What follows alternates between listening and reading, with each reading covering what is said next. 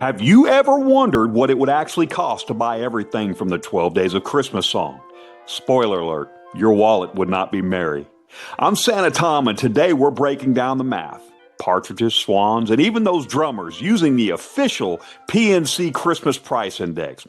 What is the official PNC Price Index, you may ask? Well, since 1984, PNC Bank has released a whimsical report every holiday season estimating how much it would cost to buy all the gifts mentioned in the famous carol. They call it the Christmas Price Index, and while it means to be fun, it also shows how inflation affects the quirkiest part of our lives. So let's crunch the numbers for 2024 last year, and trust me, this Christmas list is going to shock you. Let's start at the top. A partridge in a pear tree is going to run you about $319. That includes the bird and the tree. 2 turtle doves, around $750 for the pair. 3 French hens, about $330 total. 4 calling birds, a pricey flock at $600. 5 golden rings. Now this is where it's going to jump. Today's value, around $1,245. 6 geese a-laying, eggs included, about $780. 7 swans a-swimming. Here's the big one. Swans are rare and expensive, so it's going to run you about $13,125 for the set. They are consistently the most expensive item on the list. 8 maids a milking. Surprisingly, they're the cheapest, about $58, since it's basically minimum wage for 1 hour of work. 9 ladies dancing. Entertainment doesn't come cheap, around $8,308 for the performance. 10 lords a leaping. Athletic talent adds up at $15,658. 11 pipers piping, around $3,207. 12 drummers drumming, roughly $3,468. Add all of that together, just one set of gifts, and you're looking at a bill of about $49,263. But remember, the song repeats itself. If your true love really gave you everything, every time it's mentioned in the song, you would end up with 364 total gifts. That adds up to a jaw-dropping $209,272 in 2024. Here's a few fun extras. The swans alone cost more than all the birds on the list combined. The maids of milking are still the cheapest, barely changing year to year. Please don't shoot the messenger. Back in 1984, the whole set of gifts cost about $12,600. Today, it's nearly 4 times that amount. Even the core index without the swans rose more than 7% last year, proving that the holiday cheer isn't immune to inflation. So the next time you hear on the first day of Christmas, my true love gave to me, just remember, true love might need a second mortgage. Tell me what part of the list surprised you the most, the swans, the drummers, or the fact that the milking maids are still a bargain?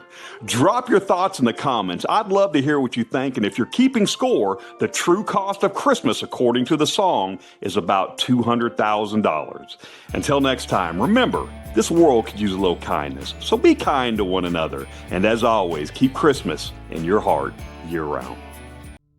Before smartphones and video games, before streaming and social media, Christmas morning meant something different. A toy. Just one toy could light up a child's entire world. It wasn't just plastic, tin, or stuffing. It was magic wrapped in paper and bursting with wonder. I've spent many Christmases hearing children's wishes, and I can tell you, those wishes may have changed over time, but that feeling, that wide-eyed excitement, and that pure joy when they unwrap something special, that's timeless. I'm Santa Tom, and in this special journey, we're going back in time to rediscover the toys that shaped childhoods and the golden age when giving truly meant something. So come along with me as we take a heartwarming trip through vintage toys and the golden age of Christmas giving.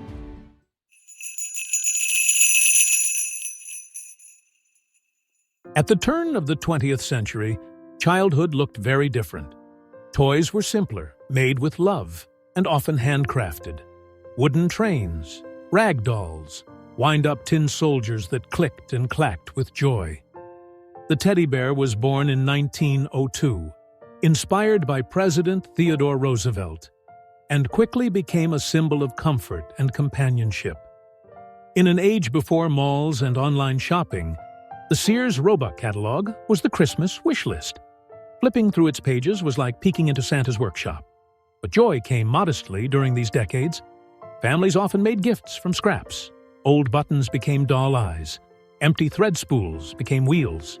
Even during the Great Depression, a single toy under the tree felt like a treasure.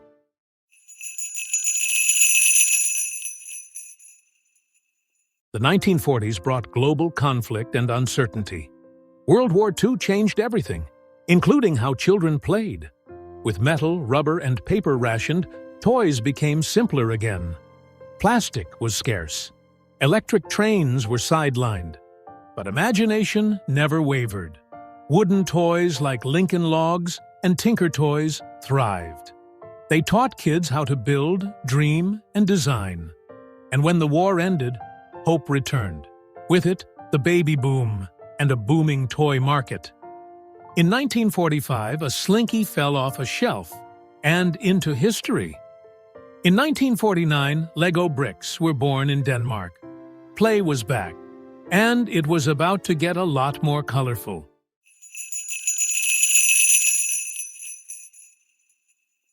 Welcome to the era of jingles, color TV, and mass production. The 1950s and 60s were a golden age for toys. Mr. Potato Head became the first toy ever advertised on television. Barbie strutted into homes in 1959, confident, fashionable, and independent. And Matchbox cars gave little drivers the thrill of the open road. With the rise of suburban life, Christmas became bigger. More decorations, more gifts, more wonder. Saturday morning cartoons became full-blown commercials for toys. And kids everywhere circled what they wanted in TV Guide. Toys weren't just playthings anymore. They were icons of style, culture, and aspiration.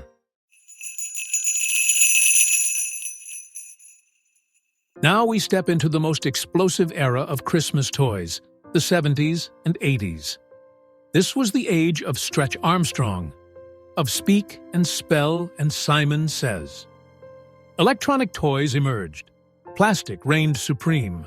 And made in Japan when meant the future had arrived. Then came the franchises: Star Wars, Transformers, He-Man, My Little Pony. These toys didn't just entertain, they built worlds. They connected to movies, comics, and lunchboxes. Suddenly, playtime had its own universe. And who could forget the 1983 Cabbage Patch Kids craze? Parents camped overnight. Store shelves emptied. And for one fleeting moment, a doll with a birth certificate was the most valuable thing under the tree.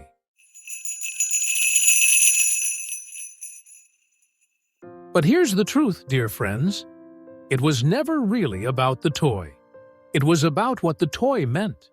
The excitement of unwrapping, the scent of pine in the room, the smile of a parent watching their child light up, the silence that followed when the whole world faded and imagination took over. Toys are time machines. They take us back to a living room on Christmas morning, to a stocking overflowing with dreams, to that one gift you'll never forget, because the best gifts weren't made of plastic or wood. They were made of magic, love, and the joy of giving.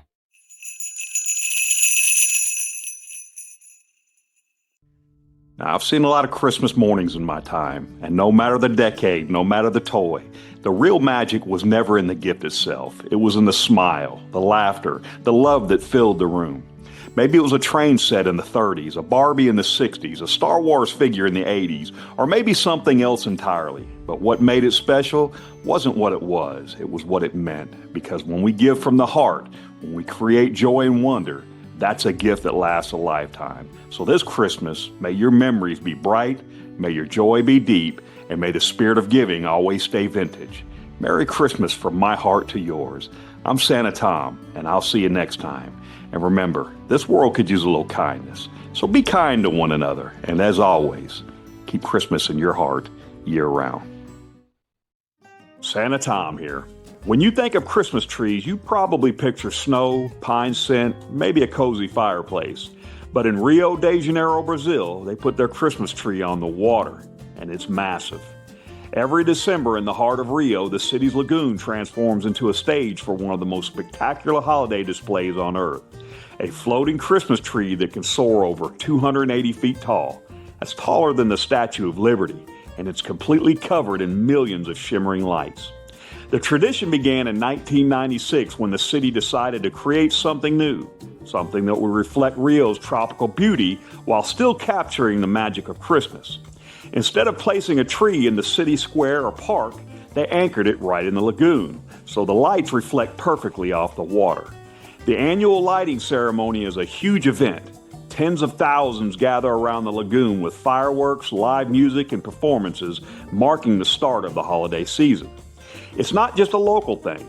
Tourists from all over the world come to see it, making it one of Rio's biggest holiday attractions. Now, this isn't just a tree, it's a feat of engineering. Built on massive floating platforms, it's designed to withstand winds, tides, and every year it features a new lighting theme. Past themes have included nature, peace, and family, with elaborate animated light patterns that dance across the tree. In 2007, the tree was officially recognized by the Guinness Book of World Records as the largest floating Christmas tree, cementing its place in holiday history. So while Rio may not get the snow for Christmas, they've created something just as magical, a glowing giant on the water reminding everyone that the Christmas spirit doesn't need cold weather, it just needs light, community, and a little imagination. I'm Santa Tom, and I invite you to join me as we dive into the hidden meanings behind some of your favorite Christmas symbols. You may see them every year, but I promise there's more to them than meets the eye. Christmas will be here before you know it, and with it comes the timeless traditions we all love.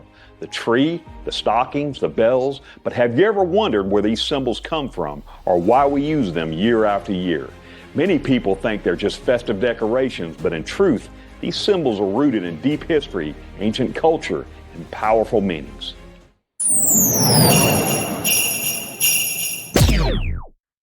Let's begin with one of the most iconic images of the season, the Christmas tree.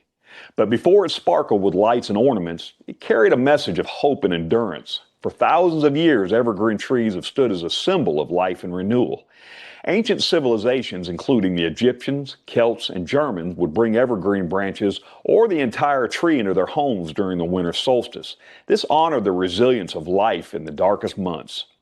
It was their way of saying even now life goes on. And decorating the trees? Well, that tradition began long ago too. Ancient Germans adorned the trees with fruits, nuts, and candles, items believed to hold magical properties. And over time, these customs traveled and transformed, eventually becoming the twinkling centerpiece that we gather around today.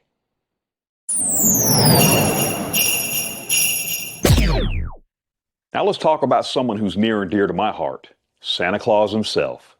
The story begins with St. Nicholas of Myra, a 4th century bishop known for secret gift-giving, compassion, and kindness, especially towards children and the poor. His feast day, December 6th, became a time of generosity and celebration. But the Santa that we picture today, round-bellied, red suit, white beard, that's largely thanks to Coca-Cola holiday advertisements in the 1930s. Their imagery was so cheerful and captivating, it shaped the modern version of Santa for generations to come.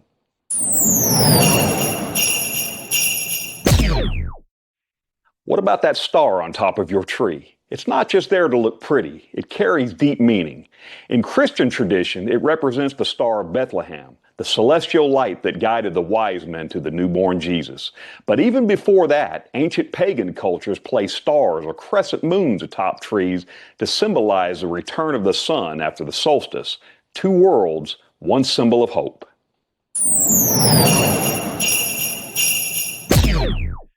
Christmas, like so many beautiful things, is a blend, a merging of both Christian and pagan traditions that span centuries and continents. Let's start with pagans. In places like ancient Scandinavia and Rome, winter solstice celebrations were a big deal. Think Yule logs, evergreen decorations, feasting and fire, all celebrating the return of light after the longest night. Romans celebrated Saturnalia, a week of games, gift-giving, and merrymaking. Norsemen burned Yule logs for warmth and protection. Now, these customs were full of symbolism, renewal, rebirth, survival, and light. As Christianity spread, early church leaders saw the power of these traditions, and instead of erasing them, they embraced them. The celebration of Jesus' birth was placed near the solstice, weaving together spiritual light with the return of the light of the sun. That's why so many familiar symbols, wreaths, candles, feasts, trees carry meaning in both Christian faith and ancient rituals. Christmas isn't just one story, it's many woven together into a single, joyful season of light, hope, and love.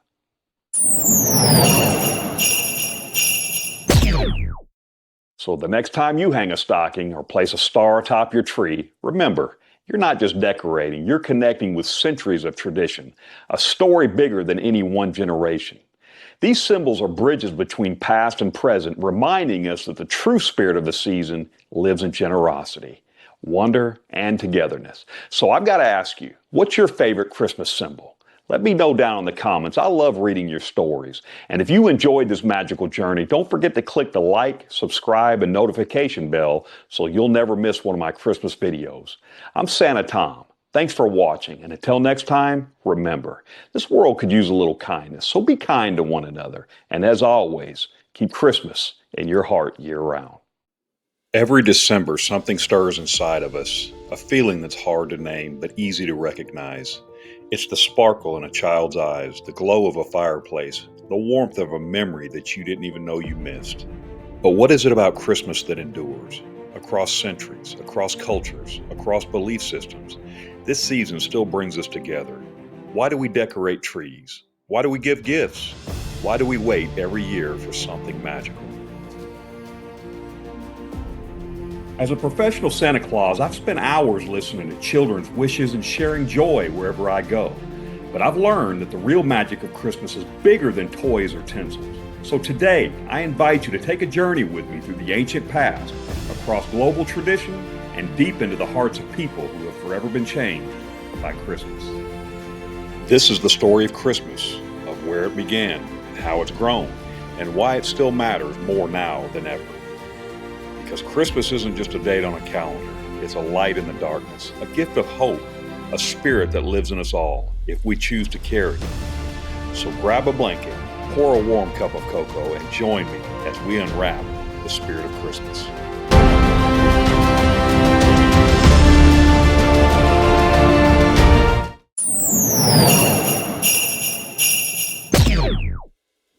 Long before carols filled our radios, before red suits and reindeer sleigh, before Christmas as we know it, there was something older, something ancient, sacred, and powerful. It was called the winter solstice, the darkest day of the year, when the sun stood still in the sky and the world held its breath. To the Norse and Scandinavia, it was Yule, a time when great logs burned for days to chase away the night and bring blessings for the new year. Families feasted, stories were told, and evergreen trees, strong and enduring, reminded them that life could survive even in the harshest winter. Outside, snow fell across longhouses. Inside, light and laughter filled the air. It was a time for hope, a time for remembering that the light always returns. Far to the south, in the heart of Rome, the season brought a different kind of celebration. It was called Saturnalia, a week-long festival of joy and mischief. Slaves were served by their masters. People wore bright, colorful clothing. The streets came alive with singing and dancing. They crowned lords of misrule, playful leaders who turned the rules upside down. It was loud, it was merry, and if you've ever experienced a joyful holiday party, you felt a little bit of what Saturnalia was like.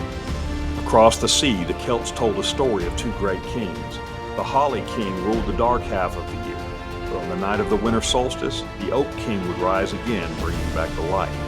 To them, the solstice was the sun's rebirth, a victory of light over darkness. And with it came a hope for warmer days. Centuries later, early Christians began to spread across the Roman world. They brought with them the message of Jesus Christ, the light of the world. They saw the beauty and meaning in the solstice, and rather than replace it, they embraced it.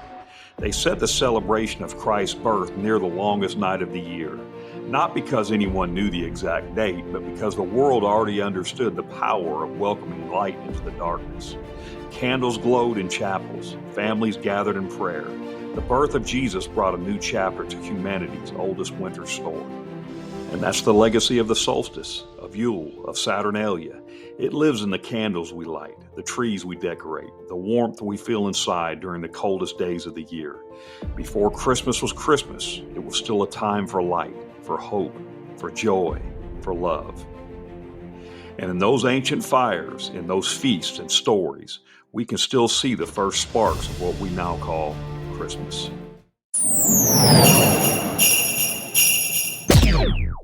Let's begin with one of the most iconic images of the season, the Christmas tree. But before it sparkled with lights and ornaments, it carried a message of hope and endurance. For thousands of years, evergreen trees have stood as a symbol of life and renewal. Ancient civilizations, including the Egyptians, Celts, and Germans, would bring evergreen branches or the entire tree into their homes during the winter solstice. This honored the resilience of life in the darkest months. It was their way of saying, even now, life goes on. And decorating the trees? Well, that tradition began long ago, too. Ancient Germans adorned the trees with fruits, nuts, and candles, items believed to hold magical properties. And over time, these customs traveled and transformed, eventually becoming the twinkling centerpiece that we gather around today. Now let's talk about someone who's near and dear to my heart, Santa Claus himself. The story begins with St. Nicholas of Myra, a 4th century bishop known for secret gift-giving, compassion, and kindness, especially towards children and the poor. His feast day, December 6th, became a time of generosity and celebration. But the Santa that we picture today, round-bellied, red suit, white beard, that's largely thanks to Coca-Cola holiday advertisements in the 1930s. Their imagery was so cheerful and captivating, it shaped the modern version of Santa for generations to come. What about that star on top of your tree? It's not just there to look pretty, it carries deep meaning.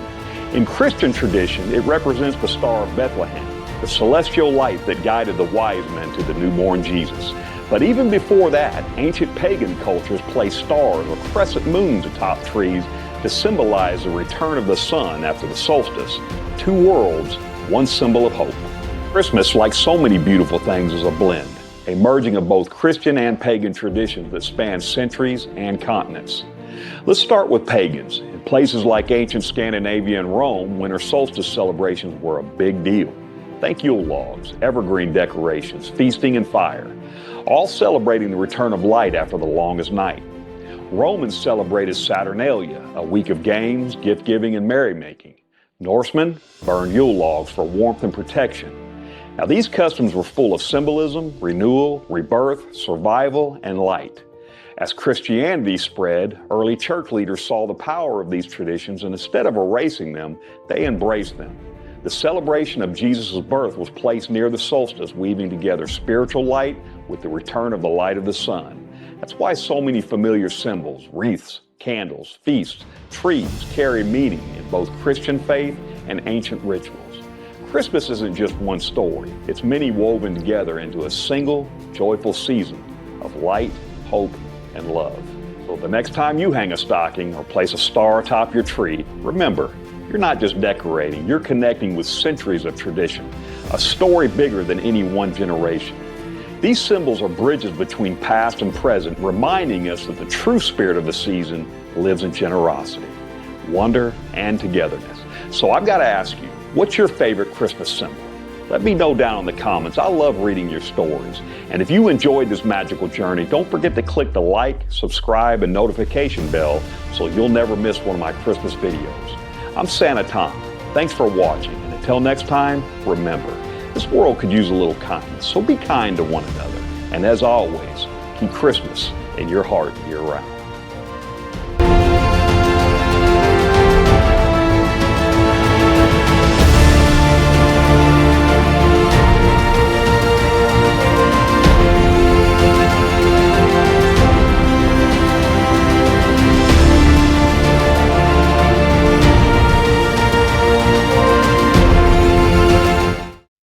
You've probably heard the rumor that Coca-Cola invented the modern-day Santa Claus, right? You know, the jolly white-bearded guy in the bright red suit. Well, what if I told you that that's not quite right? The real story is way more interesting. It's not a simple tale of invention, but a masterclass in how a corporation can take over a beloved cultural icon. We're going to break down how Coke's brilliant marketing didn't just sell soda, it forever changed the image of Christmas.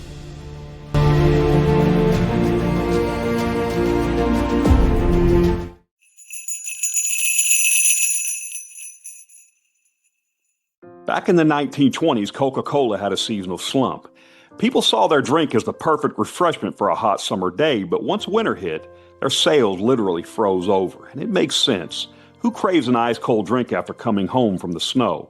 The company needed to forge a powerful connection between Coke and the winter season. Their solution? Weave their brand into the very fabric of the biggest holiday of the year, Christmas. And they plan to do it by claiming its most famous ambassador.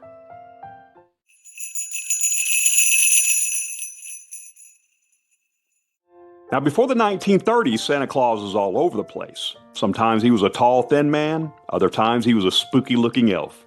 He wore coats of all different colors. Tan, green, and blue were common, while artists like Thomas Nast had drawn him in a red suit as early as the 1860s. There was no single universally accepted look. This inconsistency was Coca-Cola's golden opportunity in 1931.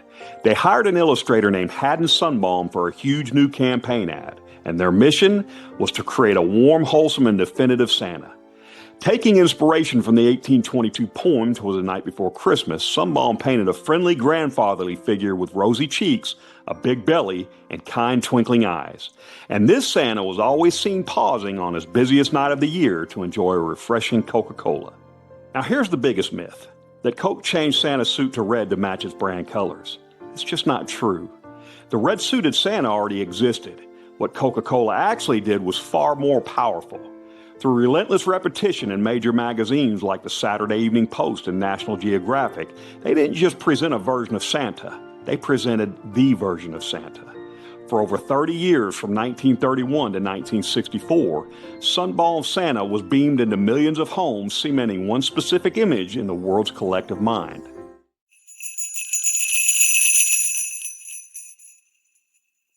Hey guys, Santa Tom here. You know, it's pretty wild how a marketing campaign can redefine a cultural legend, isn't it?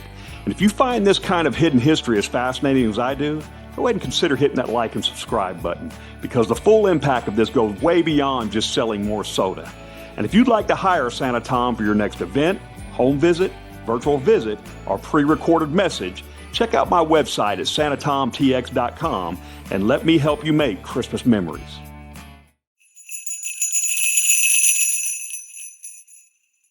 The Sunbaum ads were a smash hit, and Coke's winter sales soared. But the real effect was cultural. The public became so invested in this version of Santa that they would send letters to Coca-Cola if they noticed small mistakes, like Santa's belt buckle drawn backwards one year. Some kids even started leaving bottles of Coke out on Christmas Eve instead of milk. This campaign essentially commercialized Santa Claus on an unprecedented global scale. The figure of St. Nicholas, once noted in the tradition of charitable gift-giving, was now inseparable from the corporate brand.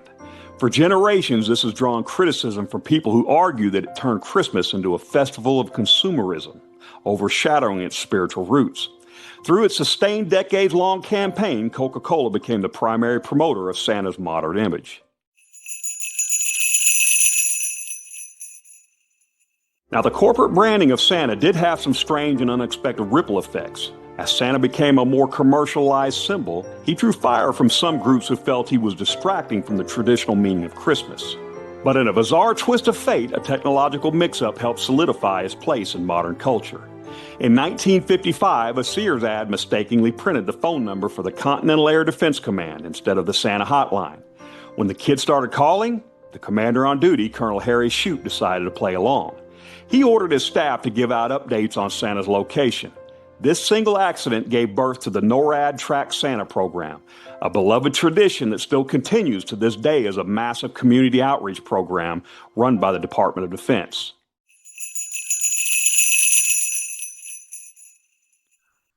So did Coca-Cola invent the Santa we know today? No, but they didn't have to. They saw a folk hero with an inconsistent image, and through one of the most successful long-running ad campaigns in history, they standardized him. They didn't create the man in the red suit, but they did make that red suit iconic. And in doing so, they turned Santa Claus into a universally recognized symbol of holiday cheer. By extension, a global salesman for their product. It's a powerful lesson in how branding doesn't just sell products, it can capture and redefine the stories we tell ourselves. Santa Tom here. Have you ever wondered where the Nativity Scene came from? Well, the answer takes us back over 800 years to a humble cave in Goreccio, Italy, and a man named St. Francis of Assisi. It was the year 1223, and St. Francis was concerned that people were losing sight of what Christmas truly meant. The holiday was becoming more about feasts and wealth and less about Christ's humble birth, so he had an idea. Instead of preaching a sermon, he created something people could see and feel, a live nativity scene. He brought in real animals, asked local villagers to play Mary, Joseph, and the shepherds, and placed a manger in a rocky cave, just like the story described. But there was no gold, no glitter, just simplicity, poverty, and awe. The scene moved people so deeply that word spread, and before long, nativity scenes, some live and some sculpted, were being created all over Europe, from churches and monasteries to public squares. And centuries later, they're still part of our homes and traditions. So the next time you set out your nativity figures, remember, it all started with a humble saint, a quiet cave, and a deep desire to bring the true spirit of Christmas back to life. Santa Tom here. Did you know that in the UK there's a Christmas tradition more competitive than a Black Friday sale at Harrods?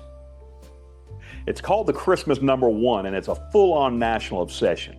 Every year, the entire country watches to see what song will hit number one on the UK music charts the week of Christmas. But this isn't just about music, it's about pride, strategy, and sometimes chaos. Let me explain. The very first official Christmas number one was in 1952 with Al Martino's Here in My Heart, but the obsession kicked off during the 1970s and 80s when artists realized that if you win Christmas, you win the year. Songs were written just to chase that number one spot, and they weren't always about the holidays. By the end of the 90s, it became warfare. Pop stars, TV shows, and even charity singles battled for the top spot. The Spice Girls even held the crown for 3 Christmases in a row.